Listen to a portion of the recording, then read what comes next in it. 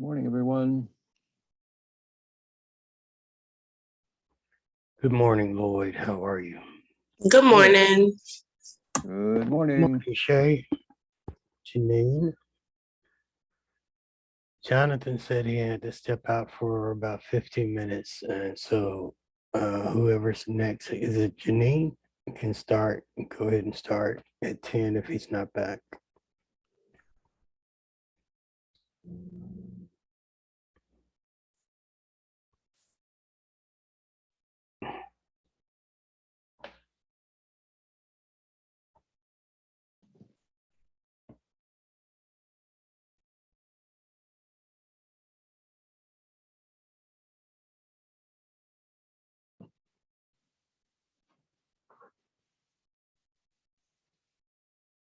Lloyd, this year we don't do, next year rather, we don't do point in time count. We are doing a point in time count. We are focusing, however, on a youth point in time count, the broader unsheltered point in time count, planning to use a process similar to what we did at the beginning of this year, where we used our by name list and the contact list of the street outreach team, because they're supposed to be keeping on top of who's unsheltered on a regular basis. Okay. But we're going to focus an effort on trying to see if we're missing any unsheltered youth, the 18 to 24-year-olds, as well as doing some things to potentially find couch surfing youth.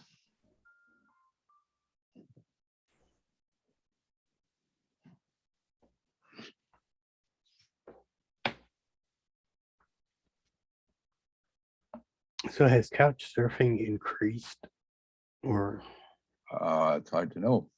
It's hard to count. wow, It's one of the challenges, for sure. Well, it's 10 o'clock. Do you, since you're secretary of the HSAC, do you want to call this meeting to order in Jonathan's absence? sure, sir. So it's 10:01 and we will call the meeting to order. I do not have the agenda. Ruby, if you do, I can pull it up on my other computer.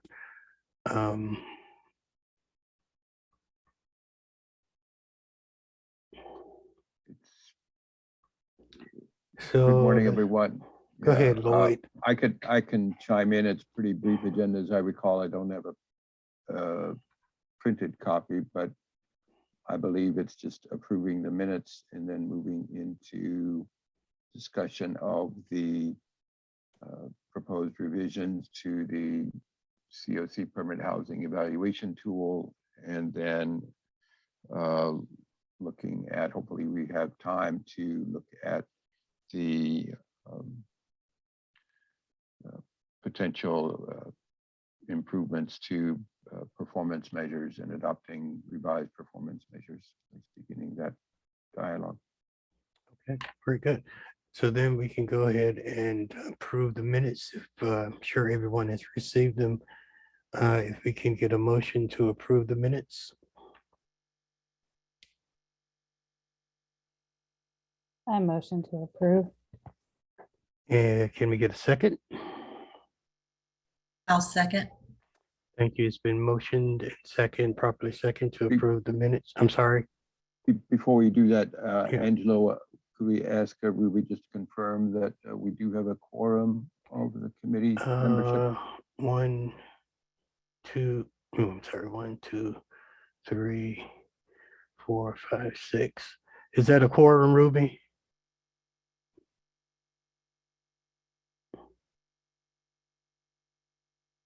Should be.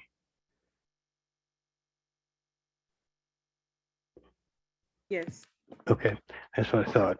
Okay, so it's been moved and properly second to approve our minutes. You've heard the motion prepared for the question. All in favor, say aye. Aye. Aye. Any opposed? There being none, the motion stands approved. Okay, Lloyd, you want to go ahead with the permanent housing tool? All right, so thank you, Angelo. Good morning, everyone. I'm gonna share my screen. Hopefully I can. Uh,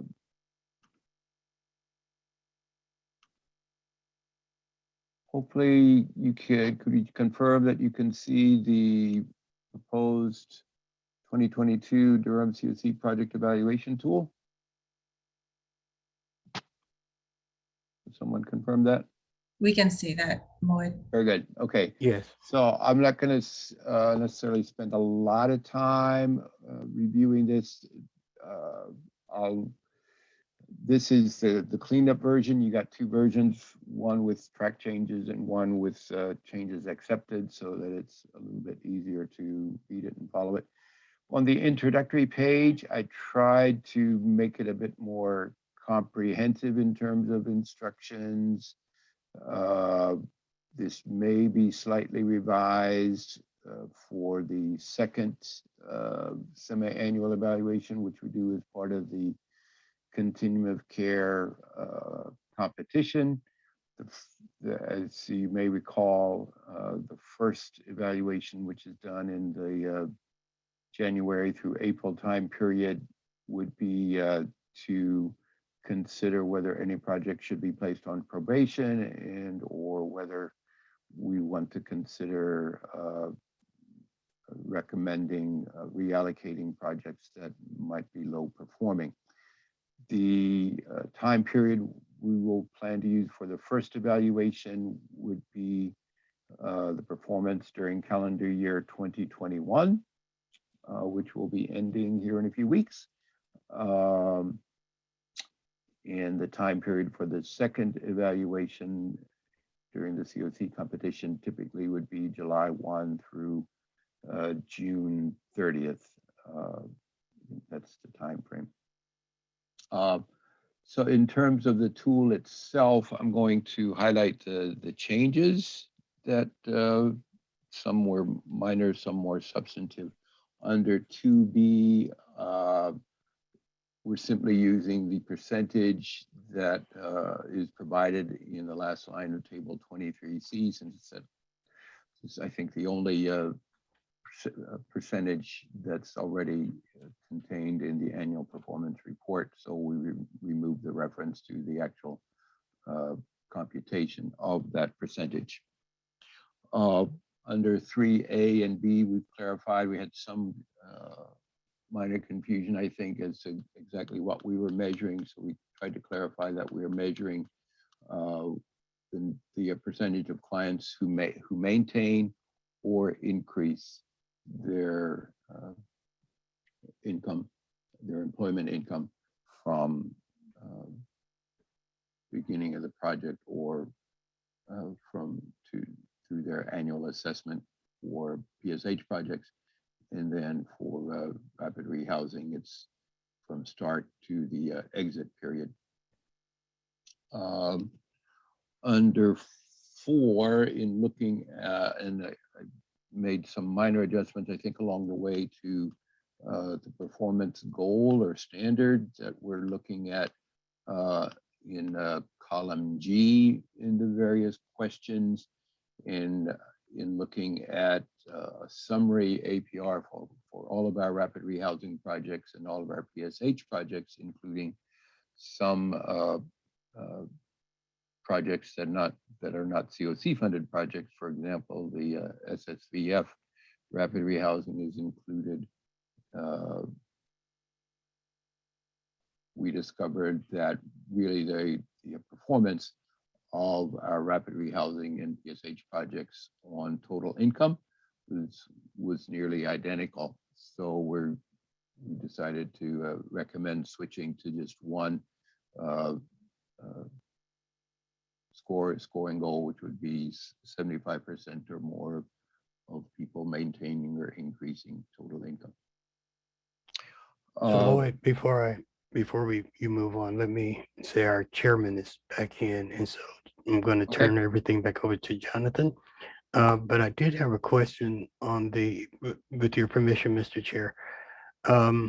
on the total income, how is that going to affect folks? Say, for instance, they get a better job, but it's not so much better that it's going, uh, would that really hurt them in the scoring or what? So the performance goal that we're proposing, I believe is continuing from last year, is that 75% of participants maintain or increase their income. So a participant who increases their income with better employment would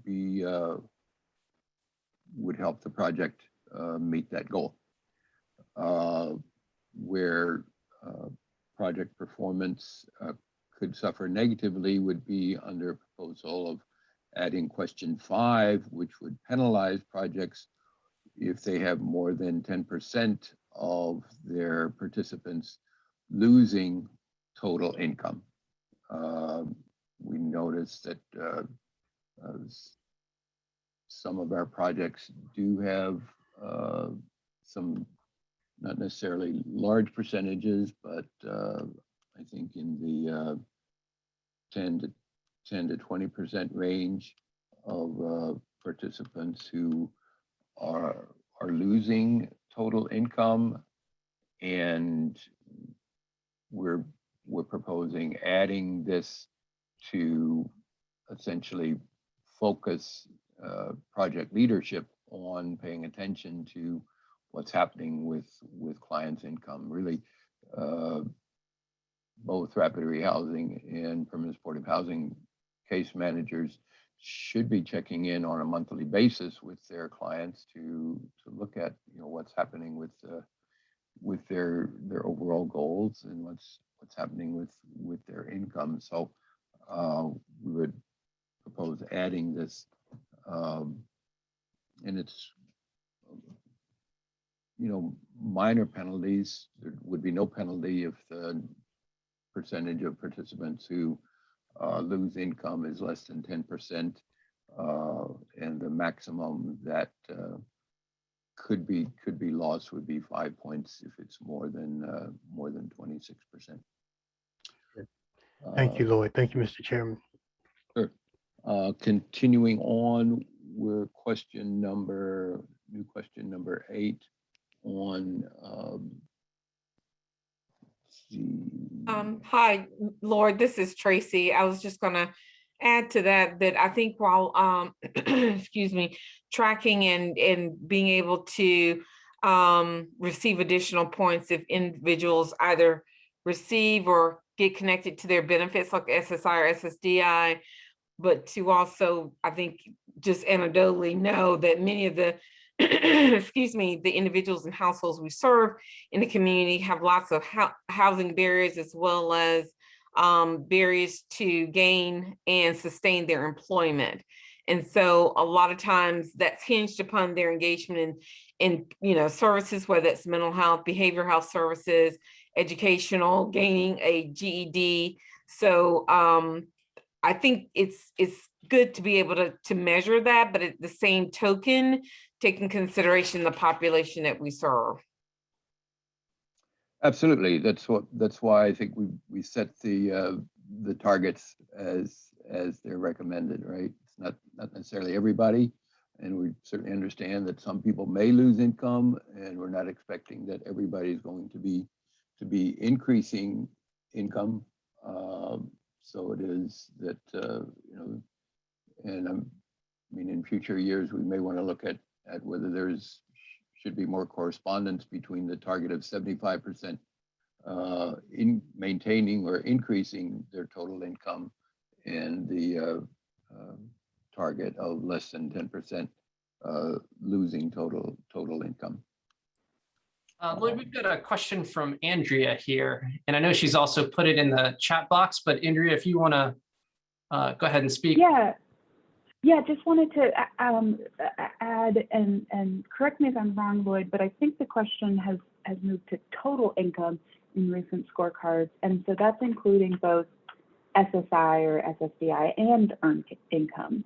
in the measure for increasing income. Is All that right. right? So just to confirm, There's separate questions. Copy that. we have two questions around income. One is question 3A and 3B with different targets for permanent supportive housing and rapid rehousing, which concerns maintaining or increasing employment income. And you can see the goal for the target for permanent supportive housing projects is that 20% of the participants maintain or increase employment income.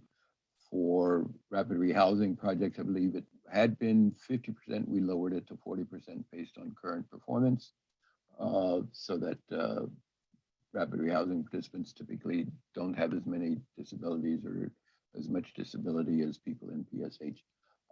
And then question 4 has a 75% standard for both permanent supportive housing for maintaining and increasing total income.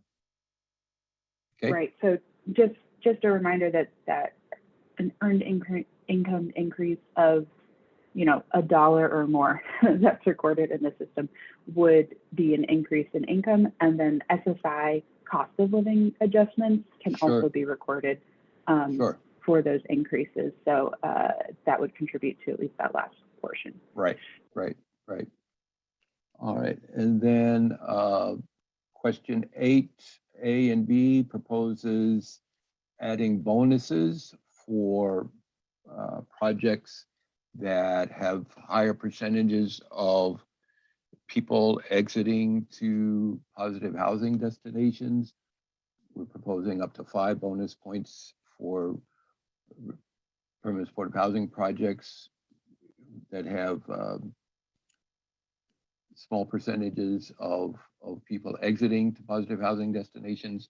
Overall, I just was looking at the system performance measures. We only have about, on average, 10 to 11% of people exiting permanent supportive housing projects overall on an annual basis. We're trying to encourage move-on strategies. So adding bonus points would be one way to encourage projects to work with participants to move on a voluntary basis.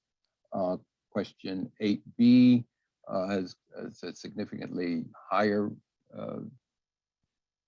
target for rapid rehousing projects, but also has up to 5 bonus points available for rapid rehousing projects that have high percentages of participants exiting to positive housing destinations. And then we also are adding under question 9, did the project submit their annual report to HUD in the SAGE reporting repository within the 90-day window? And there would be a 10-point penalty if projects don't submit their SAGE APR on time in SAGE's system in SAGE. So continuing on with other changes, questions 10 through 12, we lowered the point value. We want to continue to measure how well client projects are serving high need and vulnerable populations, because that is something HUD pays attention to, but we're lowering the point value, and we are adding another reporting measure, which is the length of time homeless under 13A and B. We have different targets for PSH and rapid rehousing. 80% of PSH projects should have length of time homeless. Really, everybody in PSH project typically would be a dedicated. If we get new projects, would have dedicated plus beds, but we would have high rates of people with long periods of homelessness in PSH. Shorter times, but still significant numbers of participants in rapid rehousing projects would also have longer periods of homelessness. than others. And we're not suggesting any changes under the racial equity question. We're proposing, let's see.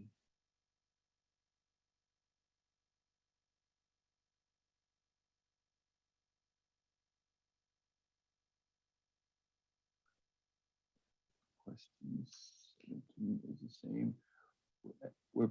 We have been reporting the percentage of unspent funds on question 17. We've been reporting that, the percentage of unspent funds. And since we've been reporting it, we're happy to report that nearly all of our projects are getting their total fund award spent within the annual time period.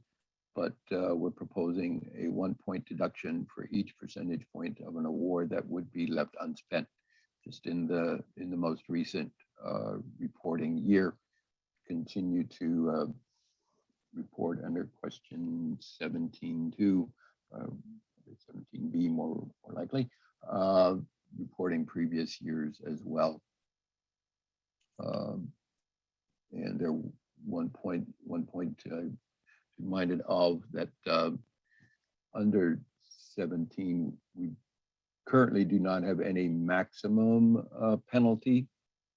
So for example, if a project has not spent 10% of their award in the previous year, they would be liable to a 10-point reduction in their score. HMIS data quality, we also are proposing, because our projects are doing really well with data quality, we're proposing reducing the point values on question 18A and B, leaving 19A with the same point value, I think of 10 points, but also making 19B the timeliness, rather than it had been a bonus question in the last couple of cycles in 2019 and through 2021. We're proposing that it become a regular part of the evaluation, and so that we give score it not as a bonus question, but as a normal part of the evaluation tool.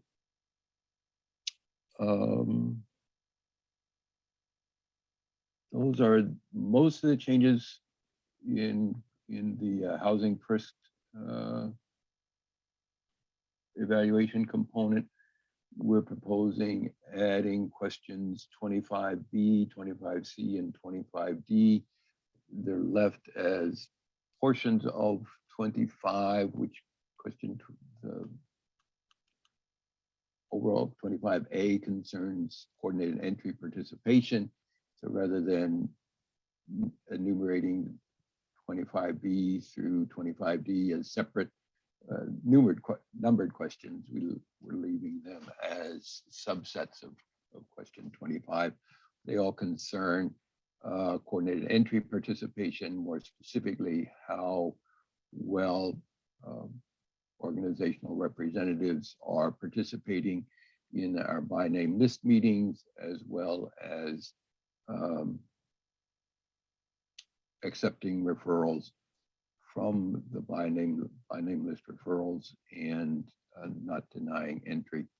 And as noted, the scoring of these questions would be verified by the coordinated entry administrator.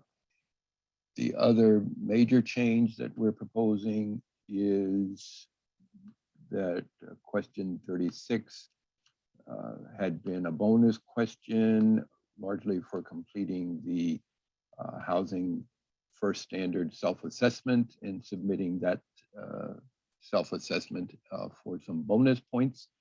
We're proposing a pretty major shift that in two ways. One is that in addition to making the housing first standard self-assessment a required self-assessment by our projects, we would also add a requirement that they complete this evaluation tool um, and submit that. So those would be the two basic assessments that we would ask them to or require the projects to submit or lose points, and to ensure that project or organizational leadership are at least reviewing these assessments. We would continue to require a statement on organizational letterhead signed by the executive director and board chair, saying that they have reviewed the information on the assessments and stand by the accuracy of them.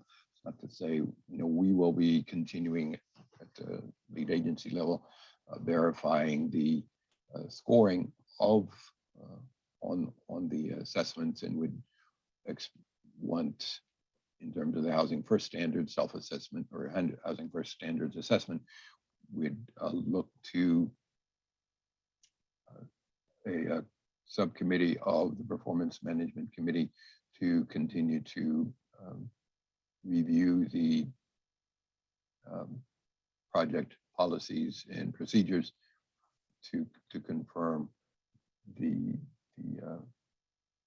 scores of the various questions on the Housing First Standards assessment. And we're proposing up to a 25-point penalty for projects that do not submit these 3 required documents. 25 points is substantial, but it is about, give or take, a 10% penalty of the total points available on the scoring tool.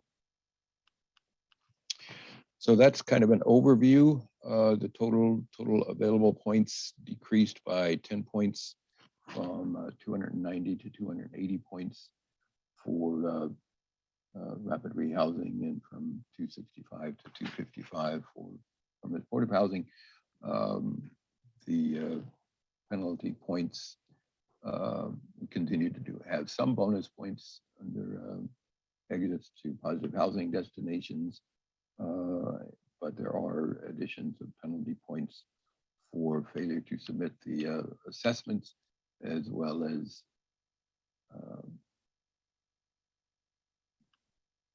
reductions in total income. I think were the 2 areas where, and as well as having unspent funds. So there's possibilities of some penalty points. Willing to entertain additional questions or some discussion about any of the proposed changes or the overall tool.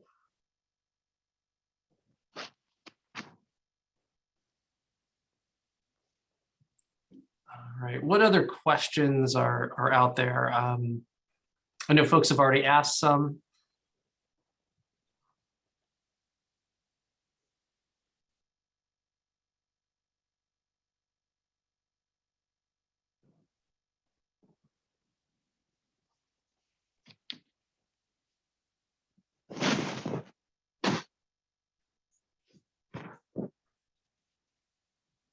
So I know that, the committee has not had a ton of time to spend with the proposed changes. I know it also took a lot of work on the part of community development to come up and incorporate the feedback that they got from the committee, as well as their own suggestions.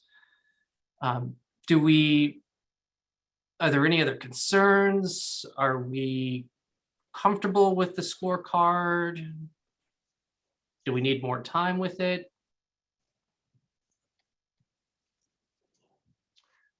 I would add on that question, Jonathan, that I think in terms of a timeline, we were envisioning that the committee would spend time reviewing the scorecard today and adopt it formally at its January 13th meeting. We would then, after its adoption, we would look to begin using it.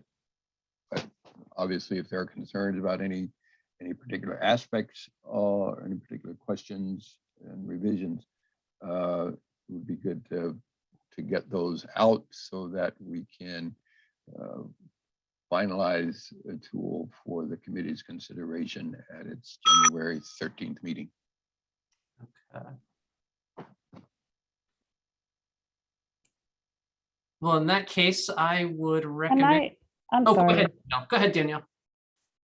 So these responses are coming from an APR. Is it possible, if we're going to be given additional time to review it and accept it in the January meeting, that we receive a sample APR so that we can compare this scorecard to a blank APR? Just for me, I'm just a visual person, and that might make more sense if that question makes sense.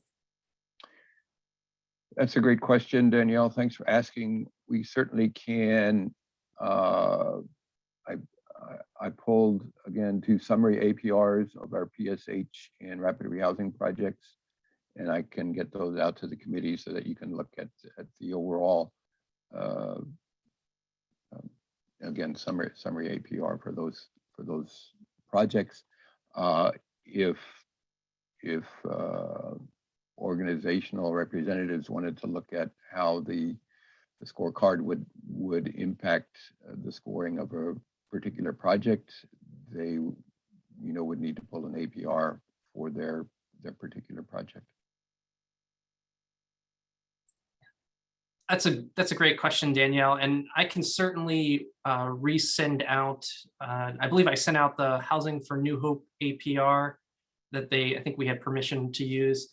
I can certainly resend that out if you all need some sample APR data to work with. Yeah.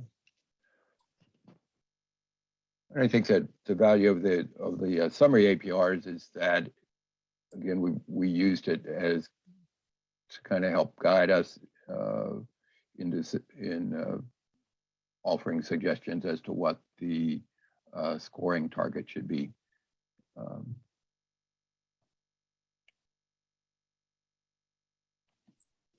All right. Any other comments at this point?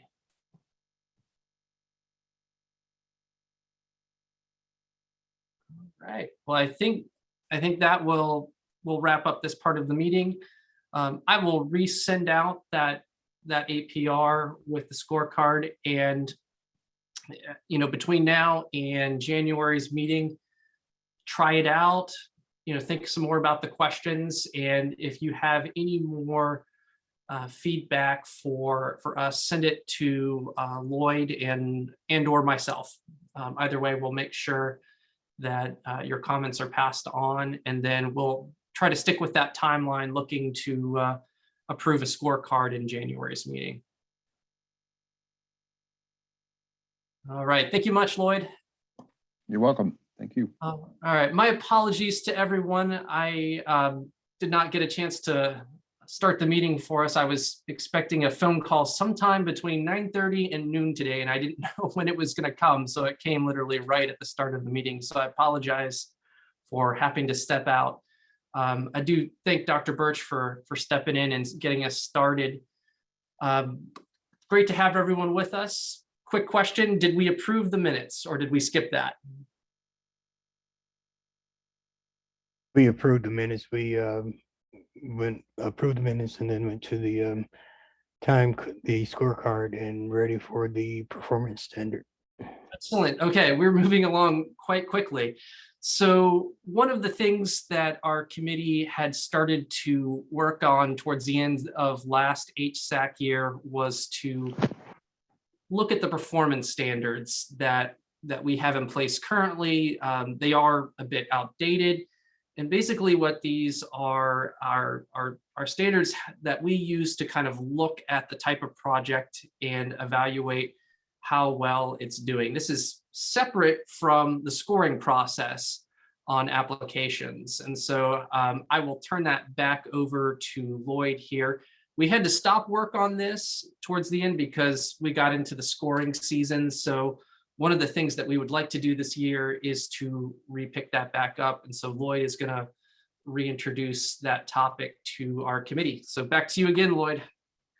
Okay, thank you very much. Let me see.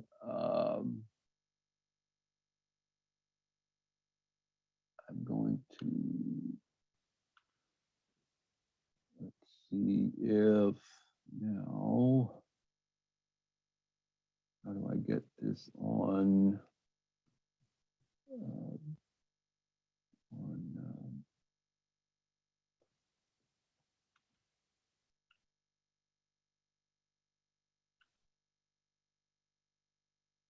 What I want to do is get it on slideshow format.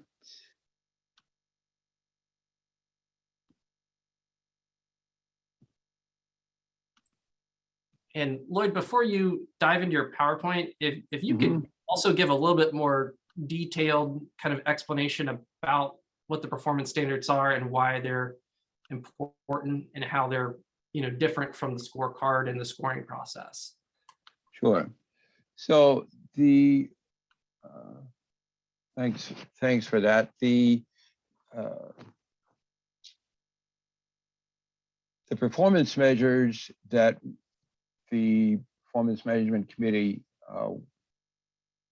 we would look to have them adopt would be performance standards for, number one, for all of the various projects that make up the homeless housing system within the Durham system. And so right now we are looking at inviting the committee to consider performance targets and measures for street outreach projects, of which we have right now fundamentally two, one at Housing for New Hope and another one down in downtown at Open Table Ministry. And then we're looking to have performance targets for emergency shelters that serve families, as well as emergency shelters that serve singles or adults without children. And then we'd be looking as well at performance standards for transitional housing projects. Right now, we only have two transitional housing projects within the Durham Continuum of Care at TROSA and at Volunteers of America's Maple Court project. Our emergency shelter projects, to come back to those, are with families moving forward, and the family shelter at Urban Ministries of Durham. Emergency shelter projects, we have Urban Ministries for emergency shelter for adults without children is operating as an emergency shelter. USA Veterans Help has about 12 beds, I believe, of emergency shelter for veterans, veteran men. Project Access also has operates the medical respite, which serves as emergency shelter for people experiencing homelessness who are coming out of the hospital. So those are some important components of our overall system as well. And then we would have additional components for or additional measures for our rapid rehousing projects and our permanent supportive housing projects. That some of those, particularly rapid rehousing projects, we do have some that are not COC funded, funded by emergency solutions grant funds. And then all of our COC funded PSH projects, those are the only projects of PSH that currently are part of our system. So those overall performance measures would be for all of those various components. With these specific performance measures, that would be adopted by the Performance Management Committee would be the primary ones to focus on within any evaluation process. And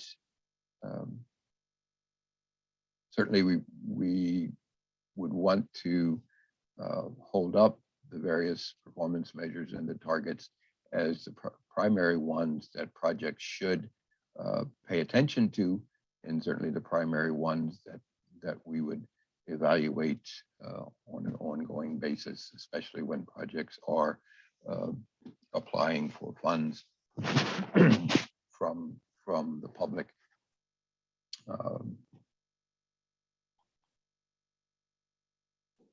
Anything else to say by way of introduction? So, and I Any was questions? filling those questions out particularly for our new members, but I mean, Sure. really, it sounds like, you know, this is what kind of like the minimum standards we expect each project to kind of operate at. And Right. even though we have some projects that are getting their funding outside of the COC process, because they're a member of our COC, it's important that they know what those standards are that we expect as the governing board of the COC to operate by. Correct. Yep, thank you. All right, so the department is not at a point where we want to, where we're ready to suggest specific performance targets and performance measures. What I have prepared is an update to a presentations I made to the committee in the, I don't know, April, May, June time period. I lose track of the month, but it's an update to what I presented earlier in 2021. And it is broken into two presentations, hopefully brief. I think based on how well we're doing right now, I think probably can get through both of these presentations. And this is basically looking at kind of how our system is performing in these various component areas over the last several years. Let me see if I can get my, how do I get this to advance? There we go. Hopefully you can see these numbers. Street outreach, the blue to the left is calendar year 2018. The kind of orange is 2019, yellow 2020, and the 2021 numbers are the more red bar is 2021, but realizing that the year is not quite complete, the specific annual performance report I ran was actually for the 12-month period of December 2020 through November of 2021, so that at least we could compare. Each bar is looking at a 12-month period, but there's a slight variation there. But you can see that we're getting not necessarily saying that, I don't think that we're necessarily saying that we have seen such a significant increase in unsheltered homelessness, as much as I think the number of participants and leavers suggests at least that our project is tracking and reporting street outreach context and engagement in the HMIS much more successfully than we had been doing previously. And that's really important as we consider again adopting performance measures. Lloyd, Yes. in the number of participants who are children for 2018, excuse me, is it, how accurate do we think that is? Or is it because perhaps the children were still homeless, but staying with different family members, so we could not get their numbers because maybe they were not with the adults on the street, but were still homeless because their parents are homeless. I think you still hearing me? Yes, yes. Anybody can be? You're going in and out, but I can hear you. Okay, so in terms of children, we do believe there's been a significant increase in the number of households with children that are unsheltered and on the streets. Prior to 2020, in our point in time counts in January, we rarely found any unsheltered families in January of 2021, and of this year. We counted 13 families living in cars or on the streets that we're in touch with. So I think there has been, particularly during the pandemic, an increase in unsheltered homelessness among families, and that is a significant concern that we do have. Okay. I probably should have separated this into 2 slides, but didn't have time to do that. But basically, we've got 6 different things we're measuring here. On each set of 4 bars is one performance measure, and I'll take them from left to right. We're looking at the percentage of clients in our street outreach project who were chronically homeless, and that number has kind of jumped around over the last several years, but generally is probably the trend is that it's a higher percentage. The next percentage of people who are unsheltered at entry, and we would anticipate this is a high percentage since our street outreach project ordinarily would be working with people on the streets or in places not meant for human habitation. But there are times where street outreach workers, because of a relationship that they've had perhaps over time with a homeless person, might be working with that household while they are in a shelter environment. So not necessarily anticipating that percentage would be approaching 100%, but certainly a high percentage.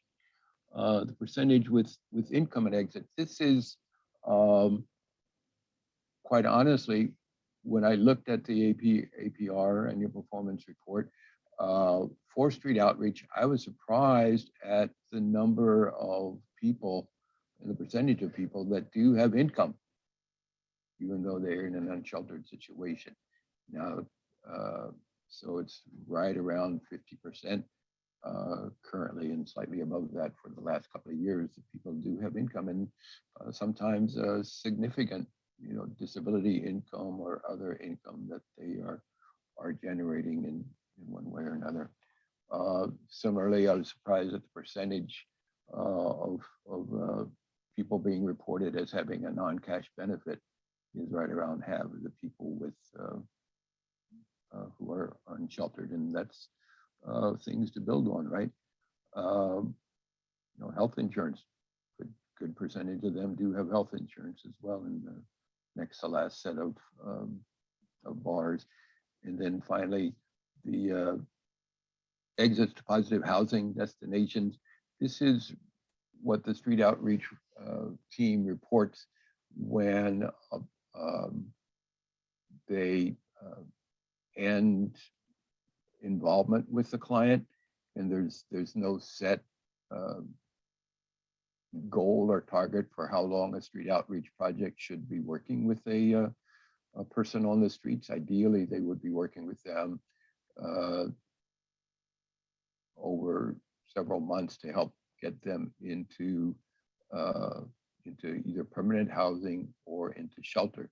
Getting unsheltered people into an emergency shelter environment, if that's what the client wishes and is interested in, is considered a positive housing destination. That would not be considered a positive housing destination for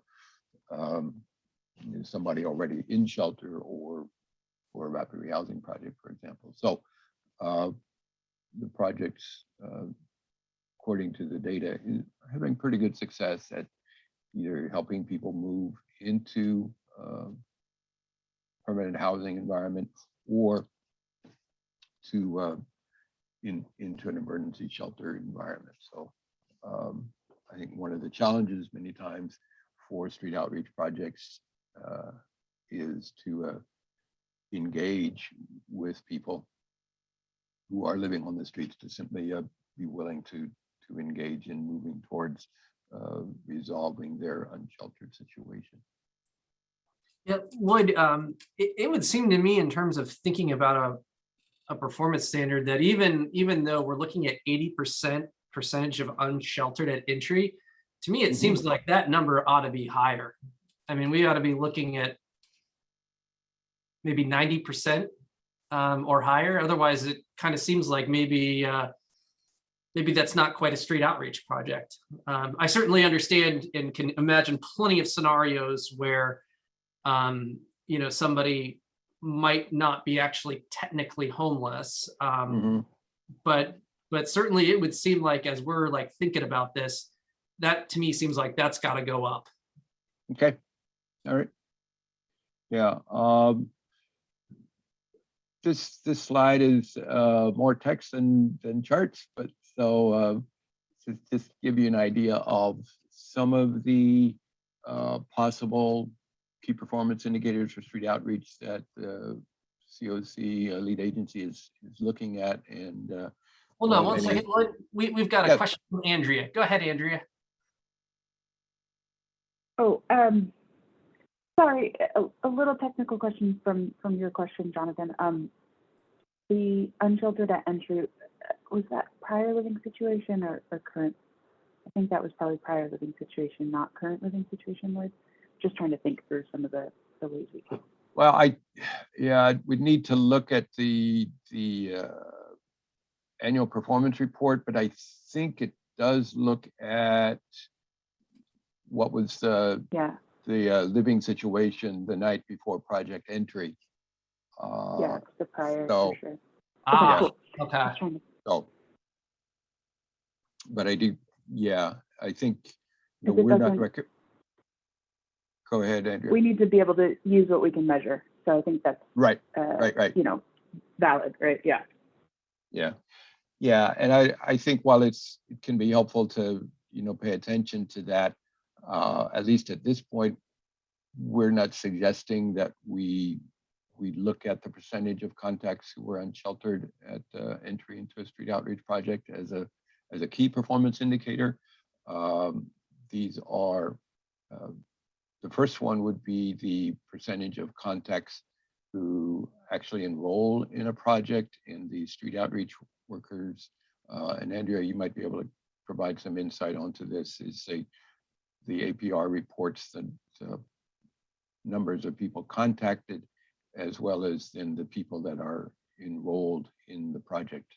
Those are two separate tables, correct? I think the shift I would say is engaged, just because they have the date of engagement. But yes, that's okay. So we're not anticipating that everyone you make contact with is going to be like fully enrolled in terms of having a case plan, like working with a housing plan, because just of the nature of who you're trying to connect with. So really, perhaps the term enroll should be changed to engaged? Just to line up with the APR and I think, Andrea, can you clarify? Because I thought that was only on the PATH report, and that was why we did the reporting on the UCA project the way we did in PATH and not in like a standard street outreach project, because we needed that PATH function to do the contacted versus engaged.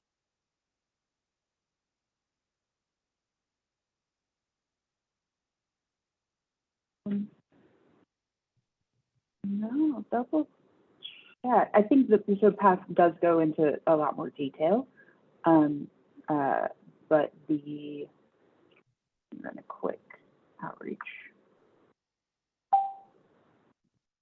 I want to say it's in one of the questions, it's maybe 9, it's like less than 10. There's a kind of Yeah. a really brief question where it looks at, first contact, percent engaged. And so that date of engagement element, sorry, going into the little technical bit here is you enter someone into the project when you make contact, and then the date of engagement is when you have that housing plan, that case plan. It's a different level of relationship, right?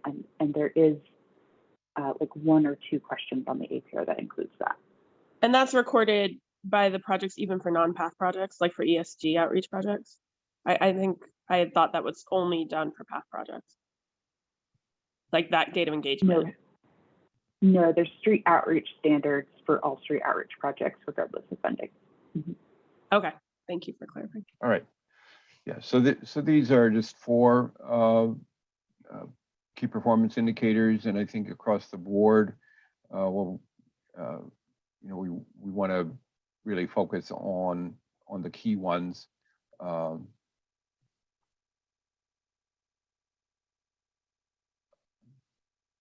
And then looking at emergency shelter for families, I think there's been more consistent reporting for families by the numbers.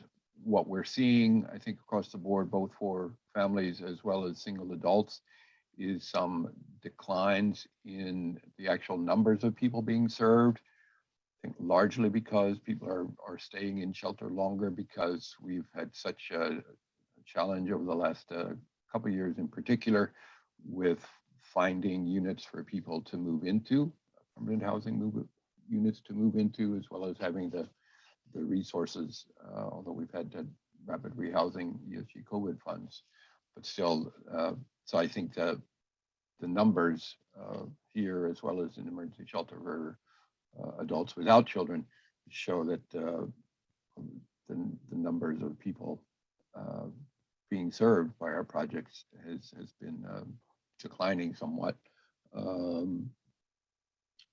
But so the flip side of that is, as we saw in the previous street outreach, we're struggling to provide shelter for homeless families. Shelter outcomes, just 2 particular outcomes here.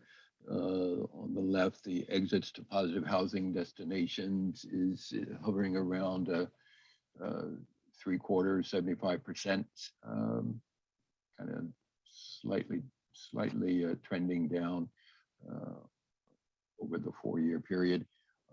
On the right, the exits of adults with employment income also seen a significant decline in over the last between 2019 and 2021, declining nearly by half in terms of the number of or the percentage of adults exiting with employment. So that is something to be concerned about. We are, I'll get to the measures, I'll mention this, but the average length of stay in families has again been hovering in the area about right around 120 days, about what's that? That's about 4 months over the last several years, and I think so. In terms of, we do have some existing benchmarks for families, and this slide reports whether we're currently meeting those benchmarks or not. Doing well with the exits positive housing destinations. We may want to increase this target, perhaps to 75% based on what the performance has been. We're recommending, I think we'll be recommending that we remove the benchmark for exits to unsheltered destinations, because that has been consistently 1% or less. Very few households are ending up unsheltered when they get to shelter. Exits of adults with employment, we've had a 50% benchmark, and we did meet it 1 year. I think we saw, but we've had a significant decline in that. And we're not at the 75-day benchmark for average length of stay for families. Then this is looking at emergency shelter for adults without children. These are largely the same number between the set of bars on the left as the right. There are minor discrepancies. We do have some couples without children presenting themselves. So for example, in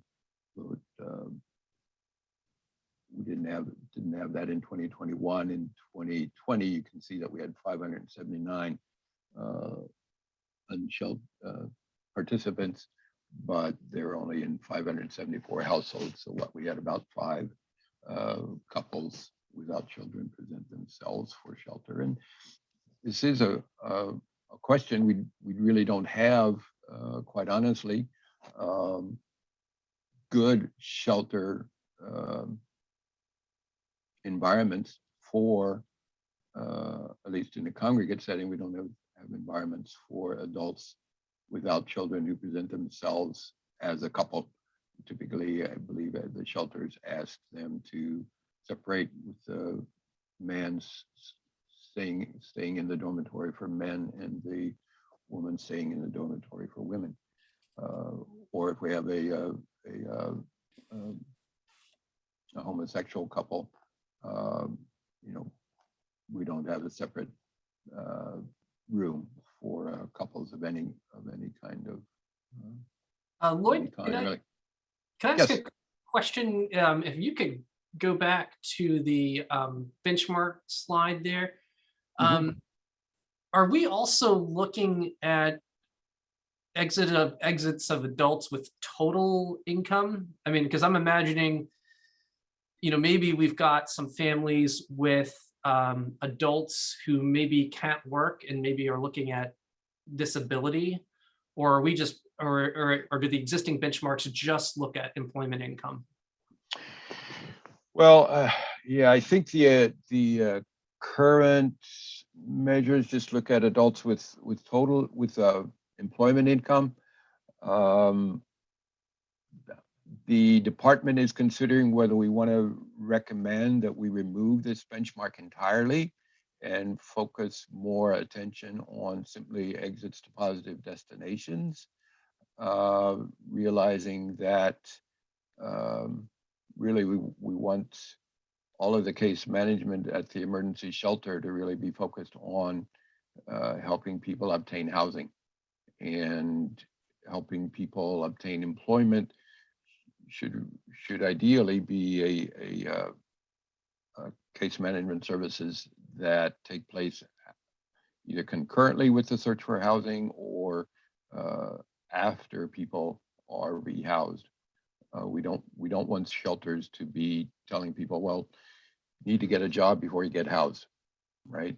And so we're Sure. rethinking that a bit. Housing first. Yeah, I mean, housing first. So I'm just wondering, I mean, if any income is sort of, contributes to housing stabilization, I guess I'm wondering, are we not, are shelters not getting, family shelters not getting the credit that they might be due for helping a family, the adults in that family get disability income? I mean, Right. Obviously employment income is ideal, probably will be more than disability income, but are we kind of not giving them the credit that they're due if we do in fact have adults that get disability out of part of the process? Yeah, if I can add to that, yeah, I'm in agreement with Jonathan. I think we really need to encourage, if we are going to look at income, I think we need to encourage our shelter providers to also be working on, because traditionally family shelter providers really have not put, as far as I know, really much to any energy into really working on disability applications. And as we know, those take a really long time. Now it's hard. That challenge with that is, how do you give them credit for the work they did, even if the family doesn't get disability, while they're in shelter, right? But we definitely want to be encouraging them to start on that process early because it takes so long, and it, you know, it really shouldn't wait until people are housed to start that process. Right. Okay.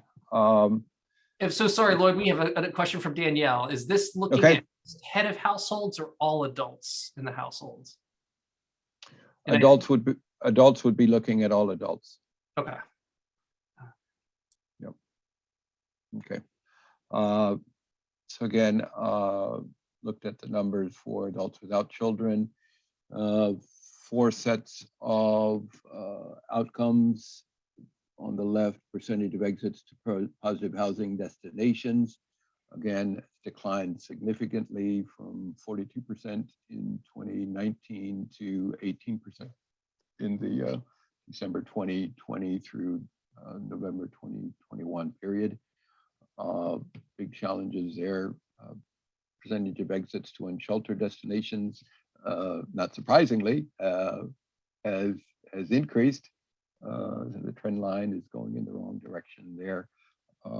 So that might be something we want to continue to focus in on with shelters for adults without children. Next set is percentage of exits with employment income. That has been hard to say that there's a trend there. It's been up and down from year to year, but currently it's about 13%. And then percentage of exits with non-cash benefits has been trending in the right direction. And while we should be mindful that these numbers include not just the emergency shelter for adults at Urban Ministries, but also USA Veterans Help, and I believe should be including Project Access homeless care transitions as well. The average length of stay for adults without children has been significantly less than for families in shelter, generally around 60 days or 2 months. So that's good, but a lot of that is driven by significant numbers of people stay very brief periods of time that really reduces the average. In terms of meeting current benchmarks, we're not there with unsheltered. Non-cash benefits is good. Certainly probably want to increase the, if we want to continue the non-cash benefits measure, increasing the target from 10%. Our standard for positive housing destinations is at 30%. We're currently not there. Exits again with employment income, we're considering recommending discontinuing that, and then the average length of stay, while we're about 60 days, the HUD standard is 30 days. All right, so that's the end of that review. Any questions or follow up about that? Yeah. Hey, Sally. I do have some questions, but I have to think how to phrase them. I mean, I think that, you know, can I go back? Can you go back to the slides on the adult emergency shelter exits? I switched already, but I'll go back. Let me see if I can find it again.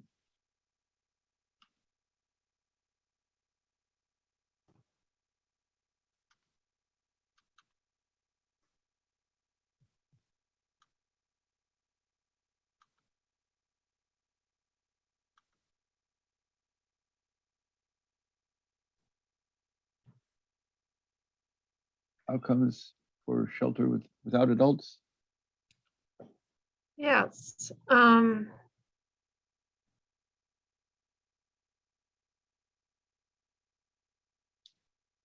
So is every one of those, is the way that it runs means that those reflect unique individuals? So if somebody exited an emergency shelter 3 times during a year, they would just be reflected in that from their last exit? Yes. Right, because when I run the APR, I can develop a table of who's included in that reporting table, and each individual is reported only once based on their last the last assessment in the HMIS. Andrew, do you want to confirm that my understanding is correct?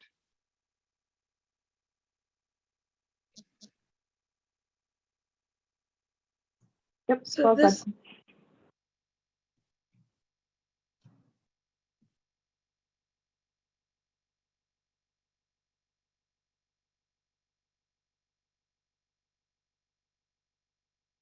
it just seems to me that, you know, 2020 and 2021 need some, I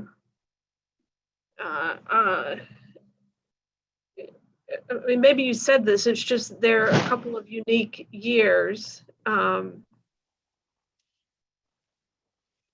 Yeah, we're still dealing with the pandemic, and yeah, it's been a challenging time, and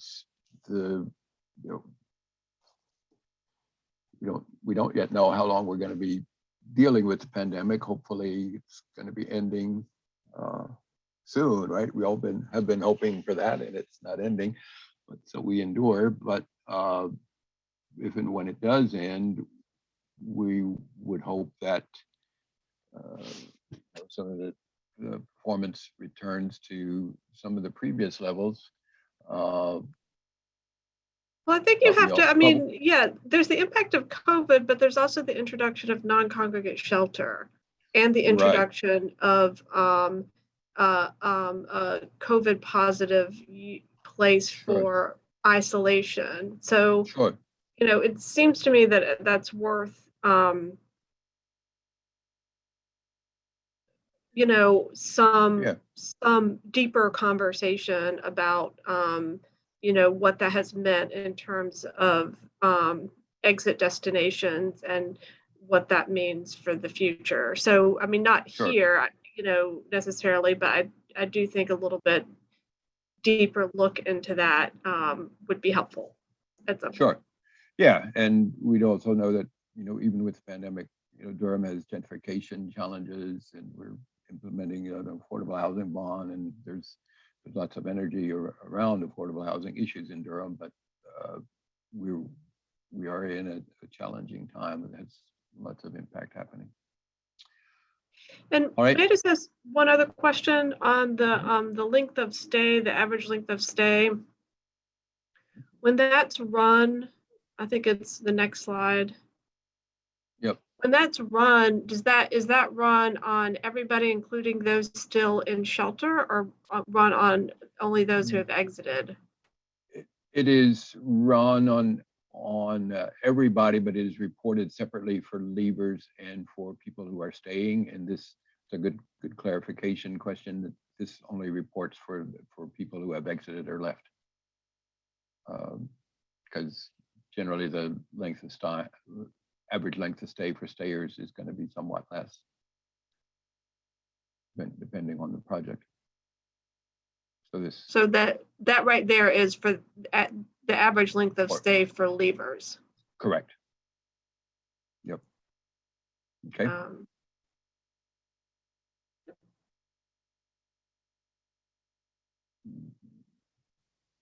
Lloyd, we do have a question from Danielle. She was wondering if this presentation could be sent out to the committee to spend more.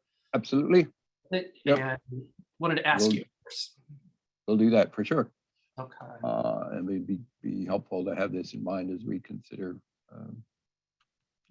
proponents. All right. Hopefully we've got about 17 minutes on my timepiece to run through of similar reporting for transitional housing, rapid rehousing, and PSH projects. and we don't have a lot of transitional housing in the community, about what, 44 beds, I think, total. And you see here on the left is the number of participants, again, the same kind of timeframes. The number of leavers, there is some consistently some good turnover within the transitional housing, but in terms of outcomes, substantial percentages to positive housing destinations, around the 80% level. Adults exiting with positive total income, perhaps not as high as we might expect, but again, somewhere in the mid 30s. Again, I think all of these participants would be veterans that are represented here. Next set of bars is percentage of adults exiting with positive employment income, and that is substantially lower, less than half of the total income is coming from employment income, and then people exiting with non-cash benefits. Again, our transitional housing projects are not doing a lot to help people exit with non-cash benefits. Don't know that that's been a focus of concern. There are certainly many times eligibility questions for I think for some of the veterans as well coming through those projects. Quick question, Lloyd. Yes. Do we have any transitional housing projects that are not veteran oriented? I'm assuming this is just data from Maple Court and USA Veterans Help. Is there any other? No, well, two questions there. So we don't have any other transitional housing besides our transitional housing for veterans. USA Veterans Help, however, is an emergency shelter project, and so their numbers are reported under emergency shelter for adults without children. These numbers do represent performance from from Volunteers of America, Maple Court, and from TROSA. That's right, TROSA. Okay. Okay. Sorry, I didn't get that that heading updated. It does have for the 4 years, not 2018 to 2020. It's 2018 through 2021. I was updating this before the meeting this morning, but doing well with meeting the positive housing destination benchmark, as well as with positive total income. We're not meeting even the 20% standard for adults exiting with employment income, and we set a standard of 75% for exiting with non-cash benefits, but our projects are not doing that. Perhaps of more interest would be rapid rehousing. Again, I probably maybe should not have included all of these charts, but we'll run through them. On the far left is the number of total participants. This does include not just COC funded rapid rehousing and ESG funded rapid rehousing, but also participants in the supportive services for veterans and their families project that is operated by Volunteers of America as well. So I think that may be why the number is somewhat increased. You can see that while the total number of participants has increased modestly, actually the number of households with children has declined. So we're serving more adults without children than households with children. Again, the number of children is being reported roughly slightly more than half of what we served last year. But a significant decrease in the number of children and families. In the middle, the number of participants from unsheltered situations has increased. That's probably a good thing. Hopefully we'd agree that that's a good thing. Does create some specific challenges for our rapid rehousing projects. As a lot of times those participants need help obtaining income and achieving housing stability. The number of leavers has been pretty constant. Over the 4 years reported, the average time in the project has seen a significant increase in this last year from what had been kind of a more stable average in the previous 3 years. So it increased by 80 days, so over 2 months, almost 3 months increase in participation. And then the length of time between project entry and housing entry in days has also seen a significant increase this year. The HUD's goal is that people enter housing within 30 days of being entered into a rapid rehousing project. So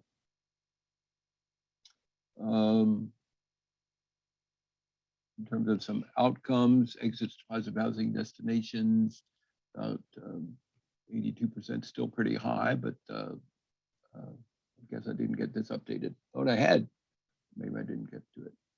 Okay, oh, okay, here's what happened. I didn't get this slide deleted. That should have been deleted, and this is the slide I wanted to report to you again. I was pulling this together between 9 and 10 a.m. this morning. Apologies for that error.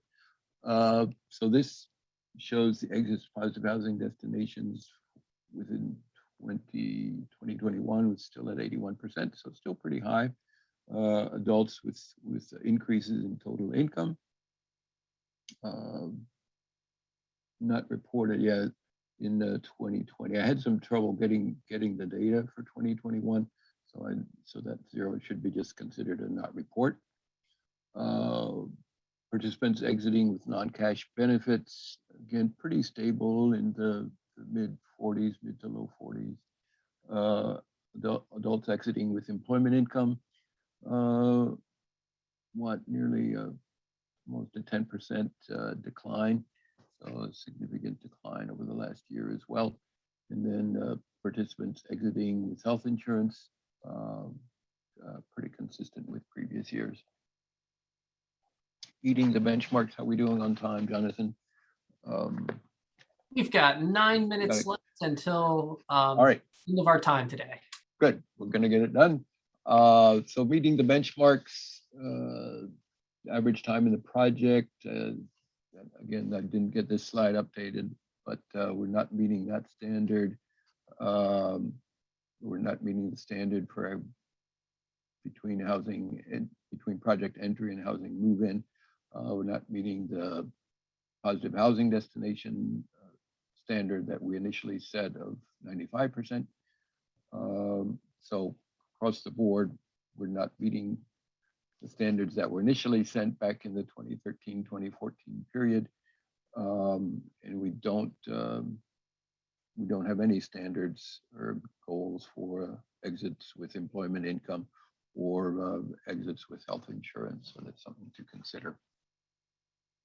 So some challenges certainly for our rapid rehousing projects in the current environment. PSH by the number of permanent supportive housing, pretty consistently around 400 to 450 participants. Number of adults without children are the bulk of those participants, although we do have about 40 households with children participating consistently. The number of children in those households is around 85 to 95 or so, hovering around 90%, 90 children. And then pretty consistently, we're getting in the mid 40s, the number of leavers. So number of leavers is around 10 to 11% per year. Another slide I didn't get deleted, apologies for that one. So outcomes, the number of participants exiting annually, and this relates to the particularly the evaluation tool, where we would give bonus points for projects that have percentages of people exiting to positive housing destinations. And generally, when people leave a permanent supportive housing project, they are leaving to other permanent supportive housing. So this would trying to structure that question on the evaluation tool to encourage projects to increase the percentage of participants exiting to positive housing destinations. Participants stably housed includes not only the people still in the project, but all of the people that leave that do exit to a positive housing destination. Percentage of adults with increased income is hovering around 60%. So it's pretty good. Equal or increased earned income, not a lot of focus on helping people obtain earned or employment income. It's one of the areas we consistently, I think, try to encourage our projects to work with clients, because many disabled people, probably most disabled people, still have some employment. Percentage exiting with non-cash benefits, and some drop off this year in that, as well as the percent of participants exiting with health insurance. And these questions also that concern exits. Some of the changes in the percentages can simply be driven by the relatively small sample. We only had 46 exits, so some of those percentage changes year to year can be changed depending on again who are the people that are being considered. I think this is accurate. So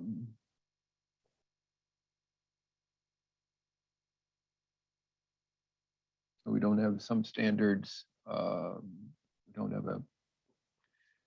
don't want to set necessarily a standard for exiting participants, since it is PSH, but we do want to encourage move-on strategies.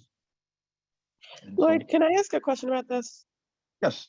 Why are we only looking at those exiting with non-cash benefits and health insurance? Wouldn't we want to encourage them to get that even for participants staying in the program? That's a good point. We can do that.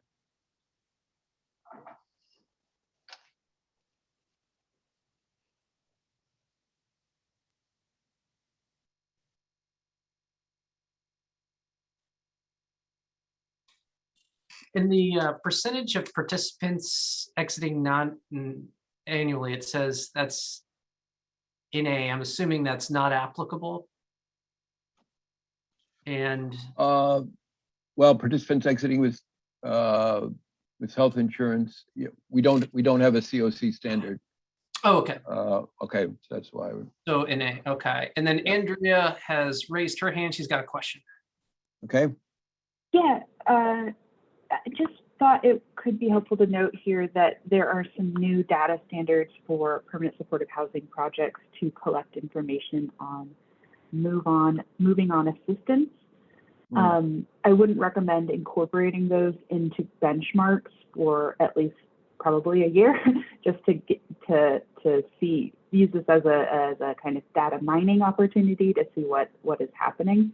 But just wanted to just advise the subcommittee that some more information should be coming, over the next year.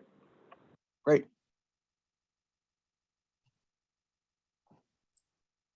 All right. What other questions are out there?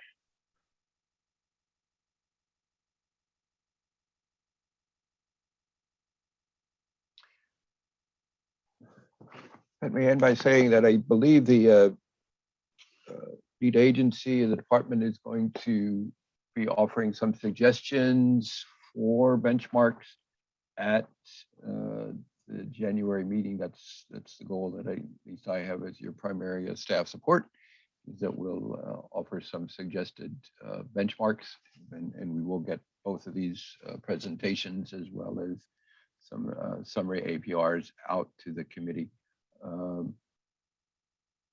So you're that saying that, information. that you think you'll actually have recommendations for all 5 in January? Correct. Wow, okay, all right. Well, and the committee can do with those recommendations what it will, right? I mean, it's up to you guys to set standards, and you can tell us to if you want different ones, or you can change the performance targets that we recommend. So, but Okay. I believe you want us to give you recommendations, but so. Oh, yes, absolutely. And I was just saying, wow, because that's a lot. 5 standards for 5 projects. So, you know, I do, it is a lot of data. So I also do want to make sure that committee members have enough time to think things through. So I will, you know, we'll send out all of this. And yes, by all means, we absolutely need some support and guidance around this, and welcome the suggestions. Suggestions from committee members are also, you know, we want to give those to you all as well. So we'll get that out to the committee here probably shortly, as soon as I can put together an email for everyone. We are 1 minute away from our time. Are there any other questions, concerns, announcements? One announcement I would make is that I know Durham Congregations in Action is preparing our annual Homeless Memorial Day service, which is scheduled for the longest night of the year, December 21st, which I believe is a Tuesday, Monday or Tuesday. And it will be at 7:30 p.m. at the pavilion at Durham Central Park at the Farmers Market Pavilion. And it's a good way of remembering the importance of the work we're doing. Quick question, Lloyd, for feedback from the committee members, what date would you like the feedback by? On both the scorecard and the benchmarks. Yeah, great question. If I could have feedback by a week before the committee meeting, January 6th. Okay. By the end of that day, that would be great. Okay. And certainly anything earlier is welcome as well. Awesome. So we're obviously asking a lot of the committee here over the next month. Please know that both myself and Lloyd are available for questions. You know, your feedback that you provide, you know, even if it's not a specific recommendation, your feedback might be just a good question to ask. You know, why are we doing this? Or why aren't we looking at this? So, you know, reach out to us if you have questions or concerns. And, you know, we look forward to seeing your suggestions. And if there is nothing else, if somebody would kindly make a motion to adjourn, followed by a second.